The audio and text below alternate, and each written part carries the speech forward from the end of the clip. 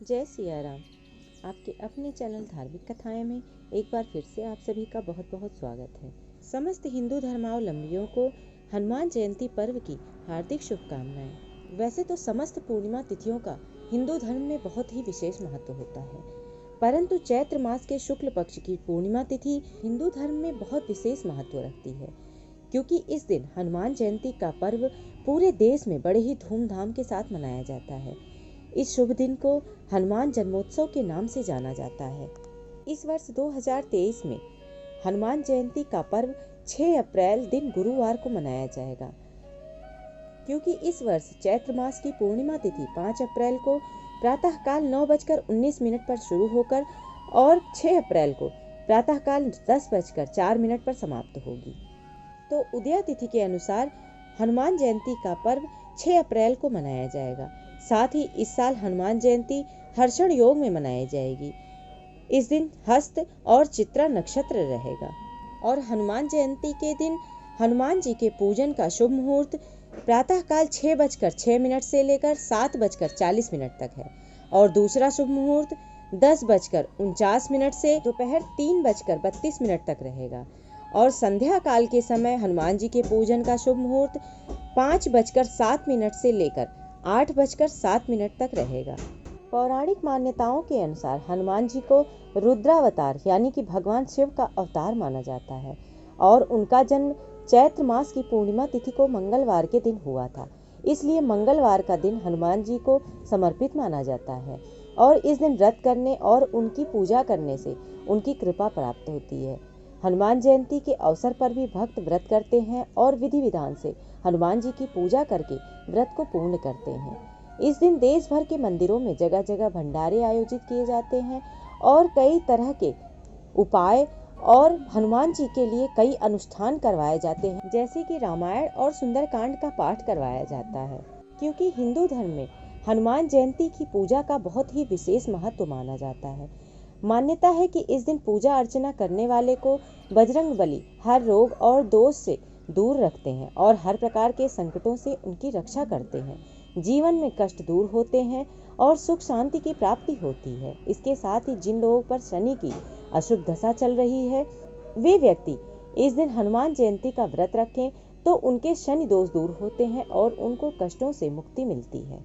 कई लोगों के मन में यह शंका होती है कि हनुमान जयंती वर्ष में 2 बार मनाई जाती है, तो वर्ष में 2 बार हनुमान जयंती मनाने के पीछे की क्या वजह है? तो हनुमान जयंती 2 बार मनाए जाने के पीछे यह कारण है कि एक तिथि पर विजय अभिनंदन महोत्सव के रूप में, जबकि दूसरी तिथि को जन्म दिवस के रूप में मनाया जाता है। धार्मिक कथाओं के अनुसार हनुमान जी का जन्म कार्तिक मास के कृष्ण पक्ष की चतुर्दशी तिथि को हुआ था। वाल्मीकि रामायण में इस बात का उल्लेख भी है। वहीं दूसरा उनका जन्मदिन चैत्र मास की पूर्णिमा को मनाया जाता है। इसके पीछे भी पौराणिक कथा है। इन सब के अलावा हनुमत उपासना कल्पत नाम के ग्रंथ में हनुमान जी का जन्म चैत्र मास की पूर्णिमा को ही बताया गया है। चैत्र मास के पूर्णिमा तिथि को हनुमान जयंती मनाने के पीछे कथा है कि एक बार हनुमान जी सूर्य को फल समझकर निगल गए थे। उस वक्त जब हाहाकार मचा तो इंद्र ने अपने वज्र से प्रहार कर दिया। हनुमान जी तो अचेत हो गए। इससे पवन देव नाराज हो गए और पूरे संसार की वायु रोक दी, जिसके बाद सभी देवी देवताओं ने उन्हें मनाया और हनुमान जी को नया जीवन देकर उन्हें अनेक वरदान दिए। यह समय चैत्र मास की पूर्णिमा तिथि थी। इसी वजह से चैत्र मास की पूर्णिमा तिथि को उनका जन्म दिवस मनाया जाता है। वहीं दूसरी तरफ कार्तिक मास के शुक्ल पक्ष की चतुर्दशी तिथि को मेष लग्न और स्वाति नक्षत्र में मंगलवार के दिन माता अंजनी के कोख से हनुमान जी का जन्म हुआ था। वाल्मीकि रामायण के अलावा गीता प्रेस के व्रत पर्वोत्सव पुस्तक में भी इसका उल्लेख मिलता है। इसके साथ साथ कार्तिक कृष्ण चतुर्दशी को माता सीता ने हनुमान जी की भक्ति और समर्पण को देखकर उनको अमरता का वरदान दिया था। यह दिन नरक चतुर्दशी का दिन था। इस वजह से भी हनुमान जयंती इस दिन मनाई जाती है। हनुमान जयंती का उत्सव संपूर्ण भारत में विविध स्थानों पर धूमधाम से मनाया जाता है। इस दिन प्रातःकाल 4 बजे से ही भक्तजन स्नान कर हनुमान जी के देवालयों में दर्शन करने के लिए आने लगते हैं। प्रातः 5 बजे से देवालयों में पूजा विधि आरंभ होती है। हनुमान जी की मूर्ति को पंचामृत से स्नान करवाकर उनका विधिवत पूजन किया जाता है।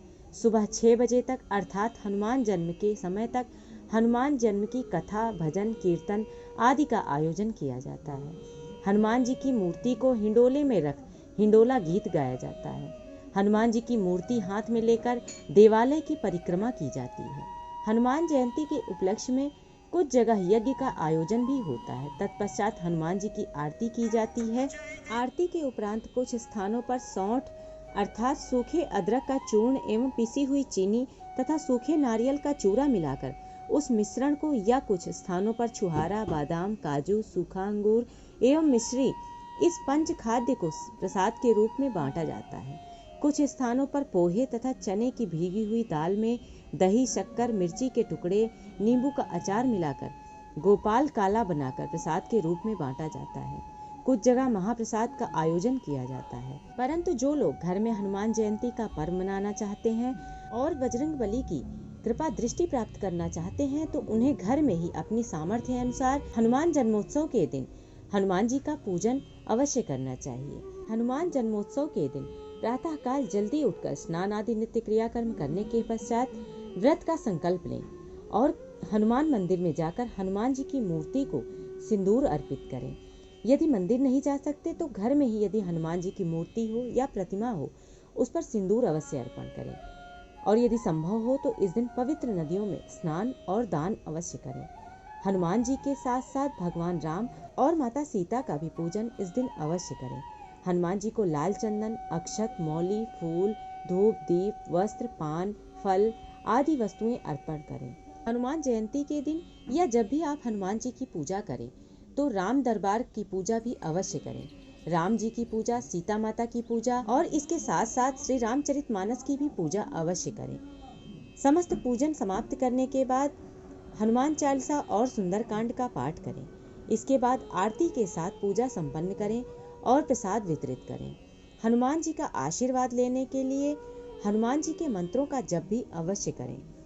हनुमान जी की विशेष कृपा दृष्टि प्राप्त करने के लिए हनुमान जयंती के दिन हनुमान जी को भोग के रूप में लड्डू, हलवा और केला अवश्य चढ़ाएं और इस दिन सुंदरकांड का पाठ और बजरंग बाण का पाठ करना भी विशेष फलदायी सिद्ध होता है। ऐसा करने से बजरंगबली प्रसन्न होते हैं और हमारे आसपास से हर प्रकार की नकारात्मक शक्तियां दूर हो जाती हैं।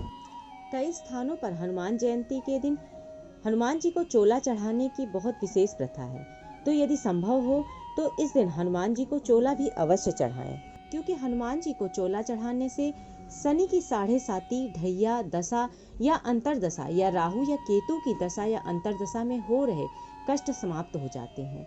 साथ ही साधक के संकट और रोग दूर हो जाते हैं, जातक को दीर्घायु प्राप्त होती है और उसके समस्त कष्टों का निवारण हो जाते हैं। क्योंकि भगवान श्री हनुमान जी भगवान शिव के 11वें रुद्र अवतार हैं। हमारे हिंदू धर्म में सिंदूर का महत्व विशेष बताया गया है। ऐसे ही हमारे हिंदू धर्म में यह मान्यता है कि साधक श्री हनुमान जी को खासकर सिंदूर का चोला चढ़ाएं, जिससे श्री राम जी की भी विशेष कृपा प्राप्त होती है। यह आपको रामायण में भी वर्णित मिलेगा। हनुमान जी को चोला चढ़ाने के लिए सर्वप्रथम पुराने चोले को उतारकर साफ गंगा जल से मिश्रित जल से स्नान कराना चाहिए। स्नान के बाद प्रतिमा को साफ कपड़े से पोंछने के बाद सिंदूर में घी या चमेली का तेल मिलाकर गाढ़ा लेप बना लें। इसके बाद सीधे हाथ से हनुमान जी को संपूर्ण शरीर में लेपन करें। लेकिन हनुमान जी को चोला चढ़ाते समय कुछ विशेष सावधानियां भी बरतनी चाहिए। जैसे हनुमान जी को चोला मंगलवार, शनिवार या विशेष पर्व जैसे कि हनुमान जयंती, रामनवमी, दीपावली व होली के दिन ही चढ़ा सकते हैं। इसके अलावा अन्य दिन चढ़ाना निषेध माना गया है। हनुमान जी के लगाने के लिए सिंदूर सवा के हिसाब से लगाना चाहिए, जैसे कि सवा पाव, सवा किलो इत्यादि। सिंदूर में मंगलवार के दिन देसी गाय का घी एवं शनिवार के दिन केवल चमेली के तेल का ही प्रयोग करना चाहिए। हनुमान जी को चोला चढ़ाने के समय साधक को पवित्र यानी साफ लाल या पीले रंग के वस्त्र धारण करना चाहिए। हनुमान जी को स्त्रियों के द्वारा चोला नहीं चढ़ाना चाहिए और ना ही चोला चढ़ाते समय कोई भी स्त्री मंदिर में होनी चाहिए। चोला चढ़ाने के समय साधक की श्वास प्रतिमा पर नहीं लगनी चाहिए। आशा करती हूँ आप लोगों को मेरी यह वीडियो अवश्य ही पसंद आई होगी। यदि वीडियो पसंद आई हो तो कृपया लाइक करें और यदि आप मेरे चैनल पर नए हैं तो चैनल को सब्सक्राइब करें, साथ ही बेल आइकन को भी प्रेस कर दें ताकि मेरी वीडियोस के नोटिफिकेशन आप सभी को मिलते रहें। और कमेंट बॉक्स में भगवान श्री राम और हनुमान जी का नाम भी अवश्य लें। धन्यवाद।